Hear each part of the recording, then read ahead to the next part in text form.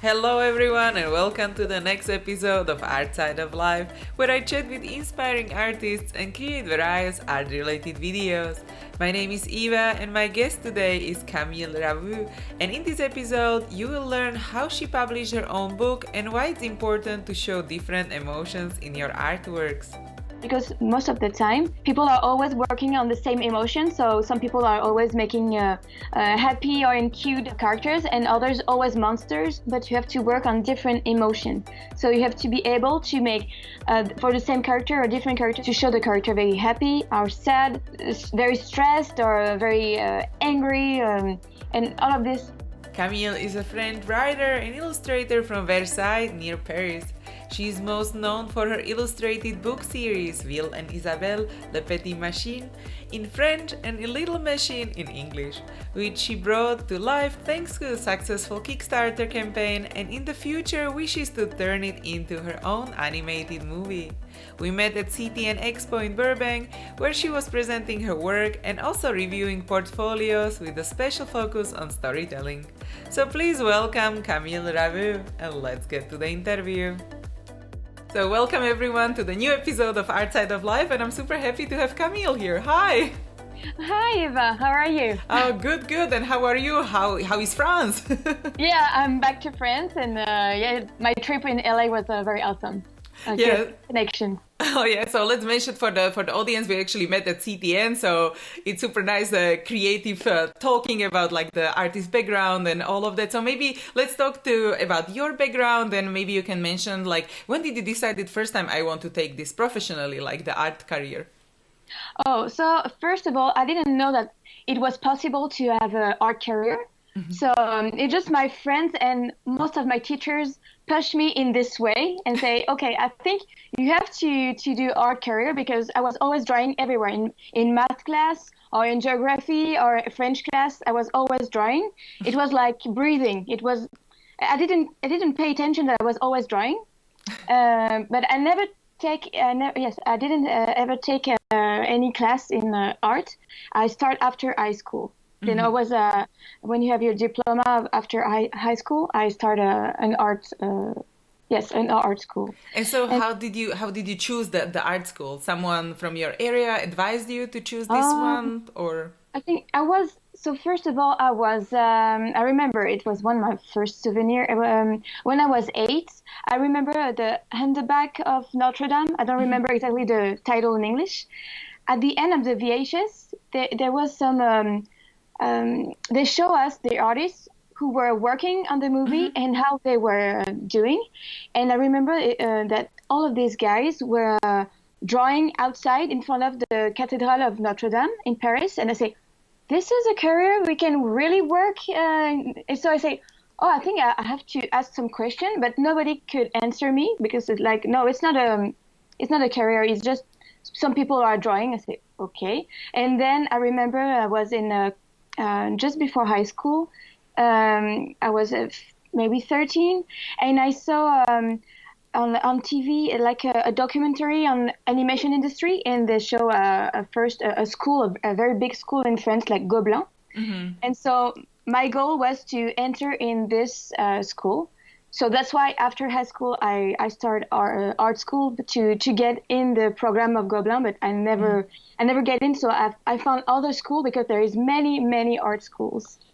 Yeah. Okay, so there was like a different school, and it wasn't for animation, it was more for concept art and illustration, or how was it different, the one you chose? Yeah, I chose one not really for animation. I tried for animation, but I was too creative. So for the director, so I did a comics, it's like graphic novel class. So first of all it was this, and after I did another studies for illustration and fine arts.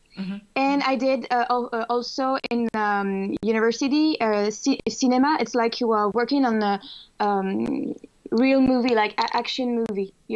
So writing script and have a camera and learn how to to shoot the pictures. Ah, wow. And so what was kind of your like aha moment, like, okay, this is my career goal, like I want to do books or I want to do stories? Was there like a moment, or was it around some like time period? At the beginning, I was a little bit lost because I love so much things in cinema in general, not only for animation.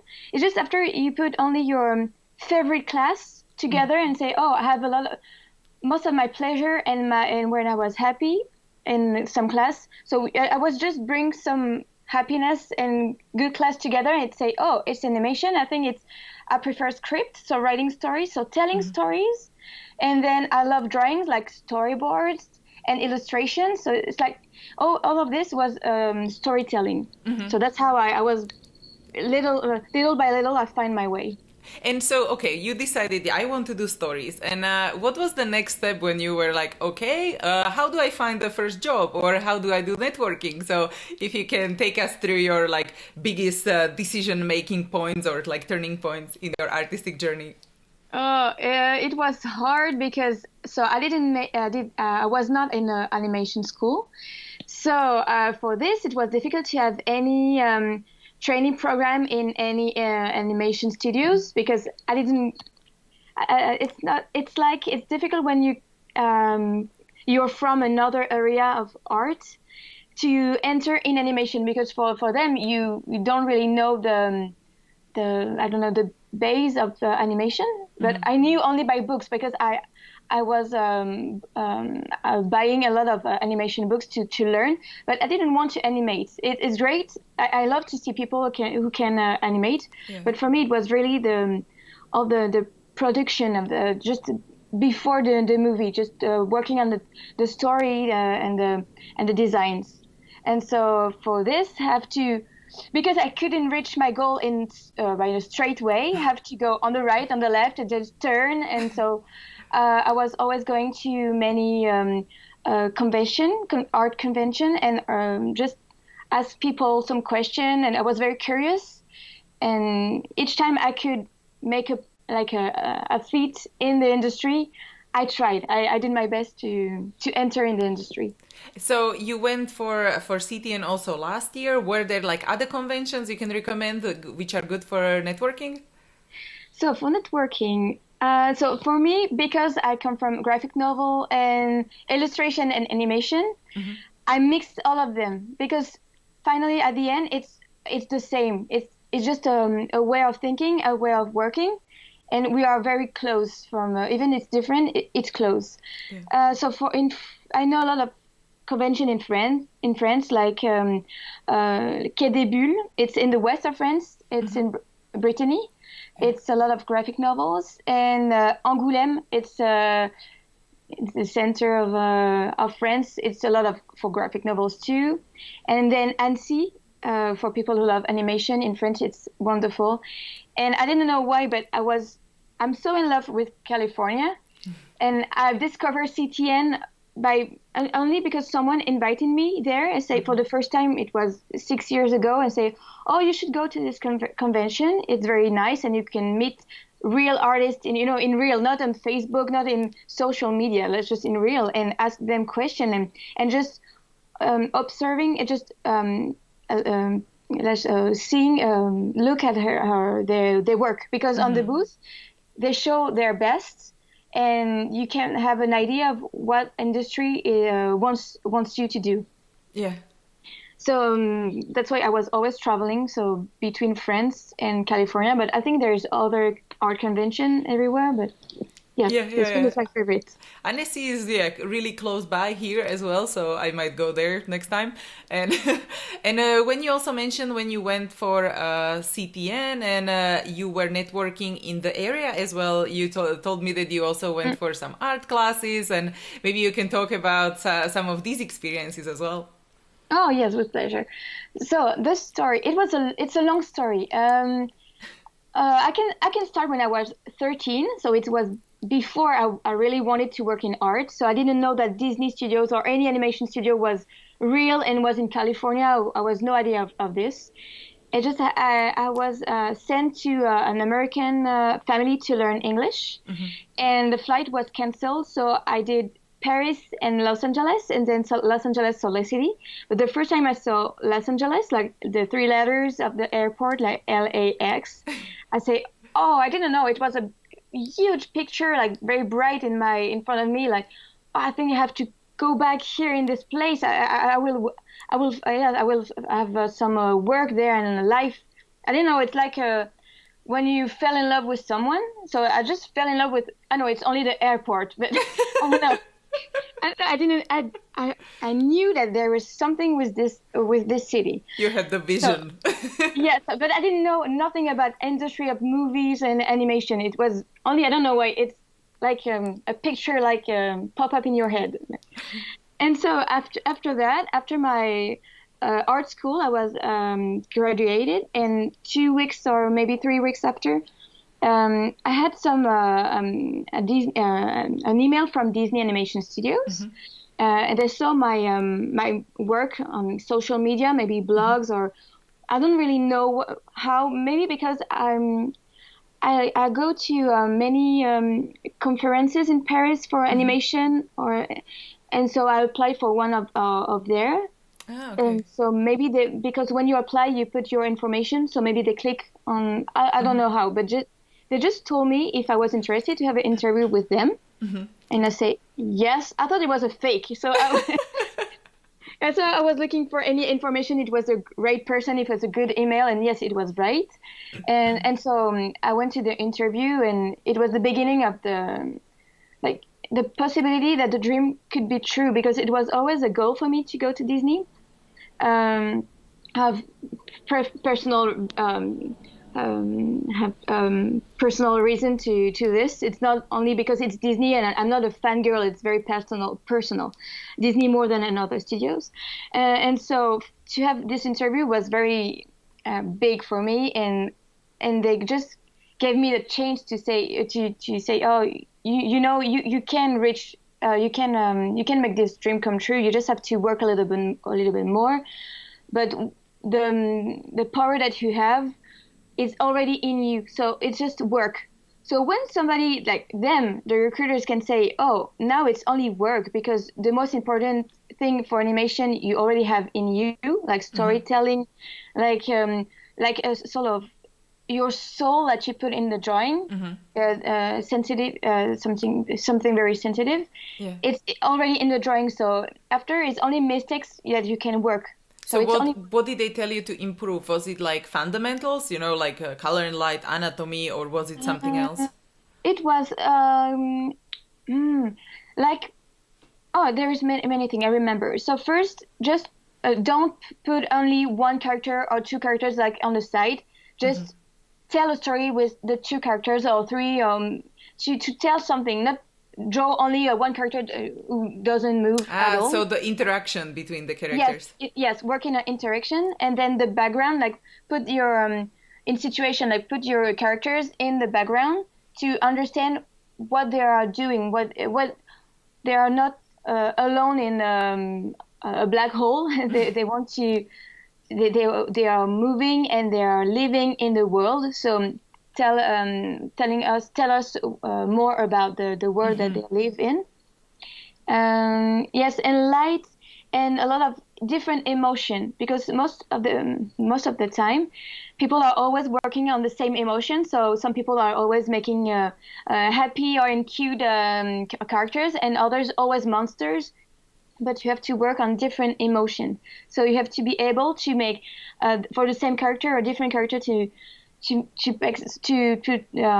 the character very happy or sad, very stressed or very angry, and all of this. You have to be able to answer of all what they need for a movie. You have to be able to do all of this, and even for the backgrounds, you have to show that you can. For only a background is it's like a character. So you have with the lights and the design to show what happens here, even without no characters, just what happens. It's just storytelling to go further in the storytelling. It's only details. Yeah, exactly. So also the relationship to the background, and basically the whole world, and how they interact with the whole world, and what are the emotions when they are in certain setting, or maybe also the clothes. How do you actually portray the story with the outfits and props, right? Yeah. Oh yes. Oh, and you're right. For the outfits, they ask me, yes, but when you are drawing this, why? And they want you to know why you chose this dress, this color. So you have to show them in your portfolio all the links that of your ideas to show that it's not only by chance. It's because you thought about it. Yeah, yeah. And so how was the next process then? You went back to work on your stories and improving, and what are the big kind of next steps? What happened to you? So the next step, first I was very motivated. So I will always be a motivated person, but now for this moment, I have like more power in me to reach my goal. And I say, okay, so if I can go to any other art school, because I did maybe 8 years of studies, so it was a lot. So I wanted to work. Yeah. You can stay all your life in a school. And so I say, okay, so if I can enter in animation this way, I have to find mentors or maybe people who can help me in animation and give me some tips. And on the side, I needed to buy my rent, so to pay my rent. So I always have another job on the side with no relation with animation or art. It's very totally different. And so it's just a lot of, I don't know how to say, work, and I spend a lot of time on social media yes, and watching movies and reading a lot of books, and not only books for art. It's like literature, and for any countries. It's just like you are feeding yourself with art and literature and story, and I don't know. It's like, yes, I'm feeding myself a lot. With a lot of information and inspiration, yes, just so you grow as a person. Yes, exactly. So it was only work, and little by little I started many projects, but it was never the good one for me. So I started in animation. I tried to, even for free or for very few money, to help in different projects from friends or friends of friends who need someone to draw for animation or to do backgrounds or storyboards. I did a lot of storyboards. I did a lot of tests for to get in studios, animation studios, but I didn't get it. It's just, but you can fail. It's not because you fail that you can go farther. You just yes, it just work. And then when you had your story ready and the book ready, you did it first in French, right? And then it was translated to English. Oh yes, right? Yes. And so so how did that work? So the book was my it was I did it. The first version was for my diploma at school, for my art school, and I didn't know that people really loved it. And just because on social media, many people, like, first of all, it was 50%, then 100, then 200, and after, when I have more than 500, I'd say, oh, maybe I have to do something with this, because everybody were asking me if it was a book, if it was available in any bookstore, or if it was an animation movie. I say, no, it's only personal project. It's I don't know. I didn't have any idea to do something with it, and so I started to say, okay, I went to different publisher, and nobody wanted my project, not because it was bad, just because it was so different from what they used to publish. That they say, oh, we're sorry, but you don't fit in the good place. So I say, okay, so if I fit nowhere, I have to find my own place and make it. So I started Kickstarter, and because I saw that maybe most of the people, or a good half of the people who helped me, was English spoken people. So I say, okay, I have to translate the story. So with an American friend of mine, we work on an English version, and so it was the beginning. And that's how after that, Tina told me that asked me if I wanted to have a booth at CTN, and it was last year. And yes, I have a booth. So I came with some English copies of the beginning of my project of the book of La Petite Machine. And most of the people like it. And at the end of the convention, a publisher found me and say, oh, we are very interested, and we want to publish you in French and English. Oh, perfect. Yeah, yeah. So it was good to go for a convention to show your art, and Yeah, yeah, so you never know who you talk to, right? exactly. Sometimes only people are just stopping by your booth. You don't know who they are. They just pick your stuff, your art, and they say okay, and they go, and you don't know. And after they come back few days later with an email or with a phone call and say, oh, we want to work with you, and say, oh, you were at my booth, but I didn't know who you were. Yeah. That's true. That's true. And yeah, maybe for people in the audience, if they don't know who is Tina, right? You met with Tina as a organizer of CTN, and yeah, you met her in the gallery. Yes, exactly. I discovered her gallery. I really loved her gallery, and I knew that she used to work for Disney in her past, but I didn't know that she was the I don't know how to say the not the owner, but the person who created CTN. I have no idea of this, so I just knew about her gallery. And when I was talking to her, we were talking about art, and it was yes, well, life stuff. And I think she really appreciated my work, and they say, oh, I think you could. She asked me if I was interested to have a booth in as an exhibitor at CTN, and I was very surprised. I say, me? Like, you're sure, me? Because I was so with no when you're self-confident, I was not confident at all. So I was very surprised, and it was a very great opportunity. So I say, oh, I let some month. Maybe it was just a proposition, like in the air, like no, very serious. Yeah. But she came back and say, oh yes, we get you a booth for you. So Oh, yeah, perfect. my heart was just beating like this. I say, oh, okay, it's my time, it's my Oh, turn. oh, perfect. And you mentioned that well, you will reviewing portfolios, right? So can you maybe give us some other tips about the portfolio, what people can prepare, something you saw that it kind of goes across more portfolios? Oh yeah, so this year, so I was an exhibitor for the second time, and this time I reviewed some portfolios, and I did a lot of portfolios for storytelling because it's my I Specialty. don't know, specialty. Okay, thank you. And so most of the student has um,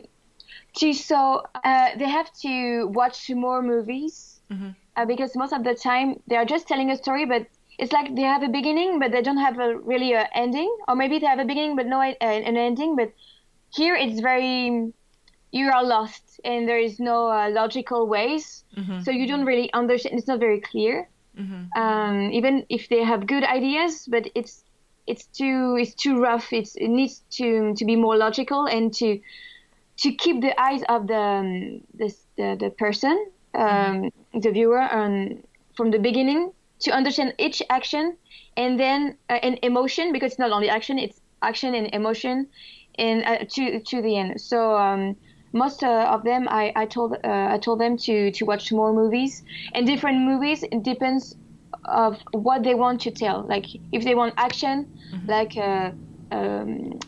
cars, I don't know, when they are running, like The different. the cartoon cars, or No, like no, cars like Fast and cars. Furious. Yeah, Fast and Furious, like when you want something very speed, like very fast. So just watch this kind of movie. Then if you want to show a very horror and fear, just watch old movie, like it could be Hitchcock, or it could be very or something more modern. But to understand how the not the producer, how do you say, The directors or creators of the the director, movie, yes, right? why they choose this picture, what this one and not the other one, because this picture shows another it's strong, it's stronger than another one because of the emotion. So they have to bring the eyes of the people in a certain way to make them feel a certain way. So Yeah. it's like just it's like you are guiding, like yes, you're guiding people for emotion and the story. Yeah. And it was most of them knew how to draw, so it was not drawing skills. It was very with telling, yes, the Yeah, action yeah. and So the movement of the camera too. Yeah, so basically working with the story with all the tools you can use, like a composition, camera angles, Oh yes, exactly. light, and like everything there, right? Yeah, thank you. Yeah, you resume it very well. Yes, it is. And so, how does your normal day look like now? You are now finished with the book, and maybe you can share some of your upcoming projects, which are maybe not confidential, and like maybe how many hours a day do you draw or write stories, or something maybe what you do daily, which contributes to your success. So I work a lot, and it's not always a good thing because to have a good work and to improve yourself, you have to keep some days off and just to enjoy life because most of the work is only um, observing life and understand how it works. Like you are in a cafe and you are just see people and catch their what they are doing in your sketchbook. So this is work, but it's good to take time for this. Uh, and so I prefer to write stories on the night. I don't know why, but I'm better for this for ideas on the night, and then on the day and the morning, it's just put my ideas on paper for drawing. And so yes, I don't count my working hours because I think I sleep very few hours, even if I need sleeping, but I just have too much ideas. It's not because I have to get up early or it's just because I'm so excited with the project that even in my sleep, I want to get up to work on it. So I don't know how to explain this. It's sometimes I'm very crazy because I need to sleep, but it's just I'm so excited for the project. So now I'm working on the second volume of the book. And so at for the first volume, the English version will be available in US in the beginning of 2018. 18, yes. And so I'm already working on the second volume. So I will tell more about the villain, what he is like this, and what he is planning. And so after that, I will have all the drawing for the book. Now I just finished the writing. Yeah. And maybe can you share like the elevator pitch of your book, like the 60-second elevator pitch. What is it about if someone from our audience they don't know? Oh, okay. So maybe I can. So this is the book. Oh, perfect. And so I have the two main characters are Isabelle, she's an orphan girl, and Will is a little robot. And we have the villain here. It's Phileas. He's the robot too. So it takes place in I can say Europe, but it could be Paris. I don't say any name of the city. And the little robot Will, his work is to fix people, so he can change any organs of your body or your arms, or with mechanical and bionical things to help you. He heals people, and everybody loves him. But one day in the same city, another robot came and wants to do the same job, but he doesn't have the same idea of helping people. He just wants to make a lot of money, and all the pieces that he's working on broke at any shock. So it's not very. It's very beautiful in appearance, but it's not very nice. Like I don't know how to say, but yes. So nobody goes to Will to see Will because they're just it's like he is old fashioned, and so everybody just forgot him, and he is because he's a machine. He just shut down. All the mechanism of his body just shut down.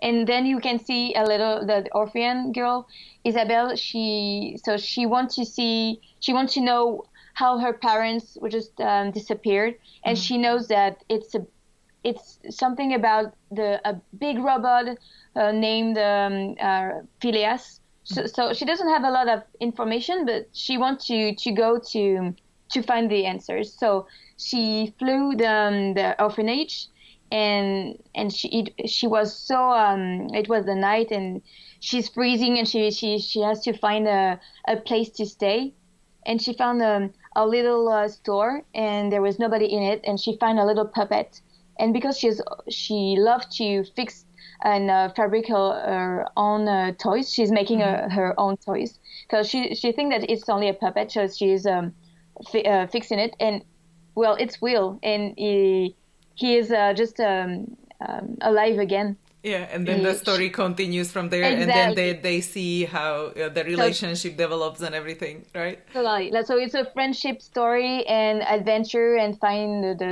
their answers and helping people. And where do you get the most inspiration from? Is it the real life, or do you have something strange which inspires you? Oh, it's, I think because I read a lot, it's a mix between literature. Like I love William Shakespeare, I love Charles Dickens, I love Jules Verne, and some old story of fairy tales. Yes, and I think all of this mixed with my personal life because there is something hidden in the story, like very personal, and so all of this mixed makes a story. And it just popped in my head in the night. I remember it was yes, on the summer and the end of the summer, and at 3 in the morning I say, oh, I have a story in my head I have to write. And I was like this with big eyes, and you don't see a lot of things because you are tired because it's the middle of the night, but you are just writing like this, like you are possessed by something. So I was just writing, and then when it was done, I just closed my booklet and go back to bed. And in the morning, I saw all of my like writing, very bad writing because handwriting because I was too asleep to write. But and then I say, oh, there's something in, and so I just work on it, and then I have the story.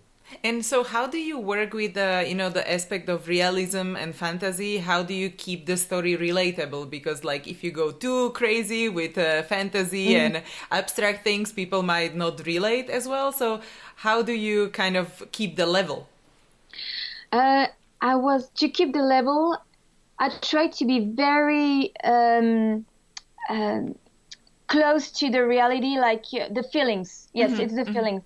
So I just focus on my feelings when I was very child, and even now, because if you keep your feelings, if you listen to they are always here. And always I work with a lot of children around me, so I see them, how they talk, how they feel, and so I want it to be something very deep and very true for anyone. And I didn't want to have any pixie dust or magic. I wanted something very close to reality.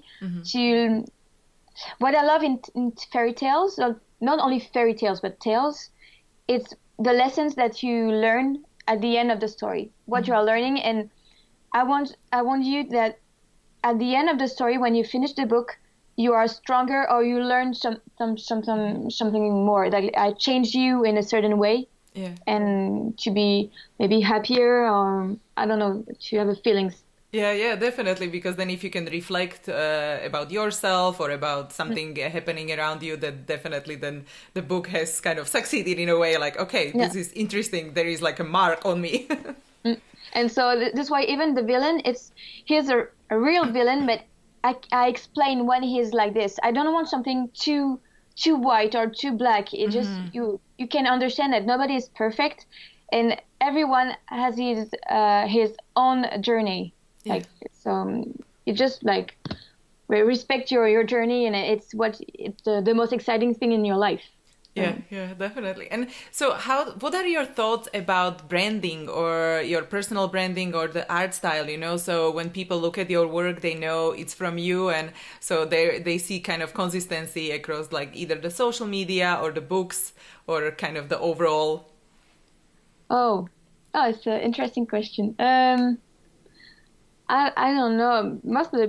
Some of the people, for the people who knows me, they can recognize me in the book, and even it's not the book in how I draw, but I don't know how to explain it. Just because people told me that when I draw, even if it's not for the book, when I love have a very loose lines when I'm drawing, and I have a lot of expression and dynamism, and so some of the people can just recognize me because there is something in, I don't know, maybe it's personal. It's a link between the drawing and the personality. Yeah. But I try to mix what I love in Claude Monet is the impression, the big painter. Yeah, yeah, yeah, yeah. I love Claude Monet, Gustave Doré. It's a huge illustrator from the I don't know, the beginning of the 20th century. And yes, I think it's a beginning of it's a mix of this, and I love Glen Keane, of course, and Peter Lesev, but I don't try to. I want to have my own style, but I think when you have many common references together, yeah. Yeah, I don't know. because It's like it can influence also your art style and also story and maybe the way you work, right? yes, yes, exactly. Yeah. And is there something you wish you knew before you started your artistic journey, something you would advise to young self? Well, I always feel very lonely in my journey in my art journey. So most of the people didn't help me for this. Like, oh, you're too crazy to do art career. So I didn't have a lot of help. So it was only me and me and my dreams. So I was only listening to me.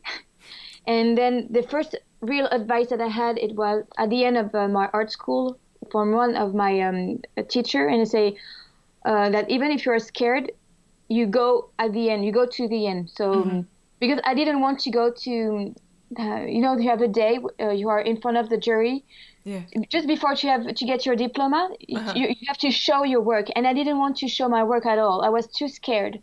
So I say, no, I'm so bad. I hate what I'm doing, and so I don't want to be here when the jury will see my stuff. Yeah. I think I was too scared. I always have a lot of dream, but I was too scared. So my teacher told me, but you did all these years of working, and you don't want to be here when they will criticize you. How you can improve yourself? So it's stupid, and you pay the school. So even because you pay, even if you don't pay attention, if you don't like your work, think about the money that you spend in the school. So go to the end. I say, okay, I will go. But I was very like this, very stressed, and I hate myself, and I wanted to cry. But I say, okay, just keep calm, like you're like an actor, and you say, okay, I'm a good artist, and I just want to show my best. So I was like acting to just to hide all my stress, and it works. And I didn't know that. So when I have the diploma, I could believe it. I couldn't believe it. And then after I have the email of Disney, that's, I think what they say to me helps me a lot with all the advices, because I think it was the best advices that I haven't had before. And so yes, but most of the time it was only me and all the documentary that I was looking. All the books that I was reading, like even when you are reading a biography from very great person, not only artist, I say, oh, okay, they have all of these difficulties in their life, so you can do it. So that's, I don't know if I answer right to your question, but yeah. So your takeaway, or like the best advice you ever received would be like, so you kind of feel confident about your work, or at least you work on your confidence to be able to present your work, and kind of like fake it till you make it, right? That you can present it in a good way.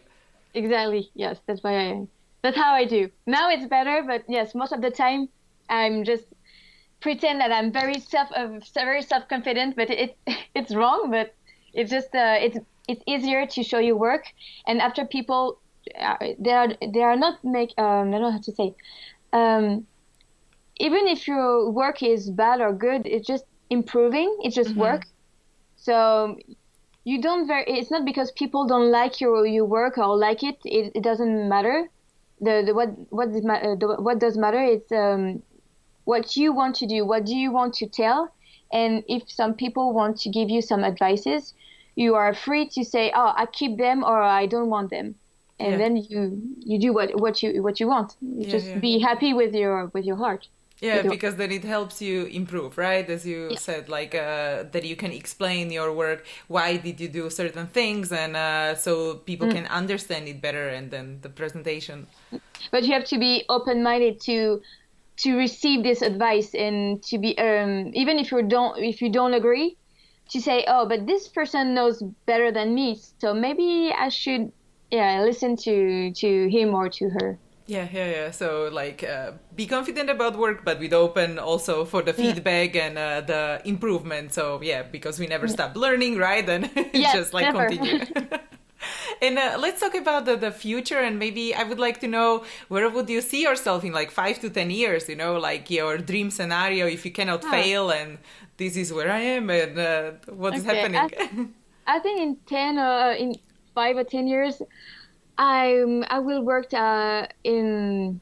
Oh, I think I will make my own animation movie, and I hope I will work on for other studios too, like in other movies, not only mine. But yeah, I will really love that in 5 or 10 years I've already made a own animation movie. Yeah, and what about like far future, like 100 years, and what would you like to be remembered for?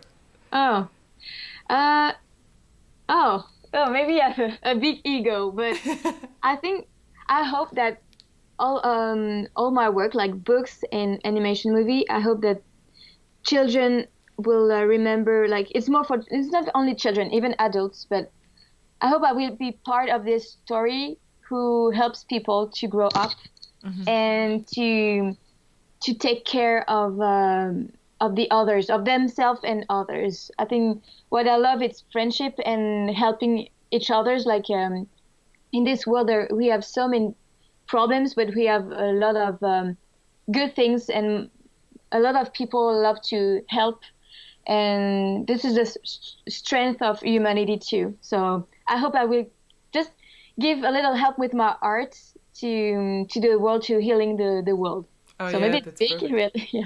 No, more but big. it's really nice, because definitely we just have to help each other. And for example, if someone just get a job you want, then it doesn't mean that it's the horrible thing. You just have like one piece of cake, right? And Yeah. so you can get another one, and then we can just inspire each other and really help each other to succeed, right? And before we say goodbye, maybe you can share like a last piece of guidance or key takeaway from your experiences, and then we will slowly finish. Okay, what I can say is just drawing, or it's like when art career is like riding a bike. So it's not a problem to fall down. Just you always can, stand up and ride a bike again, and just practice, and then after you can ride miles and miles. So yes, just never give up. It's I think that's my word. Oh, perfect. Yeah, I totally agree. It was really nice, and thank you so much again for being here. Oh, thank you, Eva. Oh, thanks again. It was definitely my pleasure, and thanks everyone who joined today, and see you in the next episode. Hey guys, thank you so much for watching. I really appreciate you being here, and if you enjoyed this video, please subscribe, because I post new videos every week. I would be also super happy if you let me know your thoughts in comments and give the video a thumbs up. You can find all the resources mentioned in this episode at artsideoflife.com. Just type a guest name in the search bar. There is also a couple of free artist resources ready for you. So if you want to listen to the interviews on the go too, make sure to check out the podcast at artsideoflife.com/podcast. Continue to inspire each other, and I will see you guys in the next episode. Bye!